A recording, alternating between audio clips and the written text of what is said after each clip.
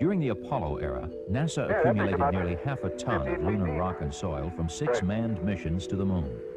Recently, for the first time in history, a relatively large sample of lunar soil was given by NASA's Johnson Space Center in Houston, Texas, for a purpose other than pure scientific research. The lunar soil was released to test its properties in making concrete as a possible future building material for a lunar base.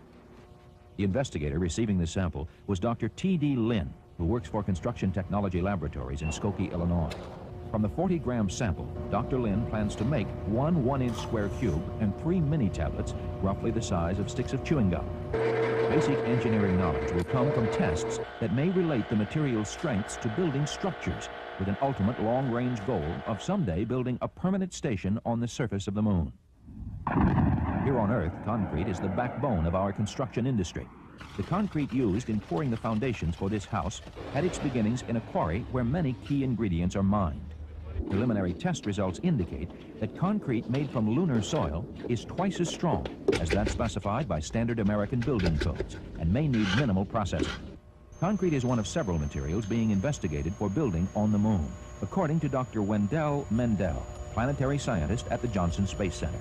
If you can make a brick on the moon and you don't have to import the brick from the Earth, then you've saved an enormous amount of money by not having to ship the mass through the transportation system. So that's a tremendous incentive for learning to use lunar materials.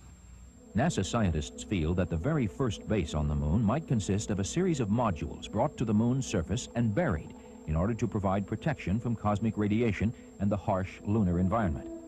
After the base camp, there would be an evolving complex, depending very much upon lunar resources for building materials. One person very much interested in what this base might look like is Dr. Peter Land, an architect and professor at the Illinois Institute of Technology. His designs are simple, direct, low-slung buildings that consist of shielding heaped with lunar soil and independent inflated structures underneath, housing all lunar base functions. A small group of architecture students at the University of Houston has developed an 8-year program for setting up a manned base on the moon. Again, Dr. Mendel. Using that scenario, they're beginning to work on point designs of architectural problems, and they hope to make that scenario and keep it consistent over a period of years so that other students in the department in future years will take it and build on it. And we look upon that as a nucleus of a very creative effort that will contribute a lot to our thinking about how to live in space. By using computer models, Sam Jimenez maps out a configuration of 5 living and laboratory modules. Through time, these modules could be expanded to maintain 3 distinct areas, all linked together into a centralized base, but capable of growth if needed. Clusters of modules act as a foundation for larger inflatable environments that could be maintained for living quarters, experiments, as well as energy and crop production.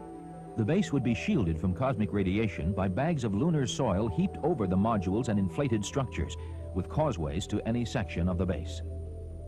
For many, the idea of building a lunar base seems very distant, but much of the technology exists today. When NASA's space station is in place, these pioneering efforts in engineering and design may become a reality by helping us establish a manned lunar base sometime in the 21st century.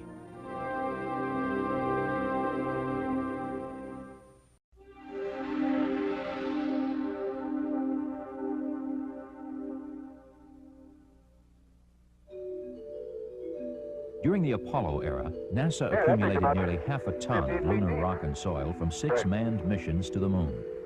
Recently, for the first time in history, a relatively large sample of lunar soil was given by NASA's Johnson Space Center in Houston, Texas, for a purpose other than pure scientific research.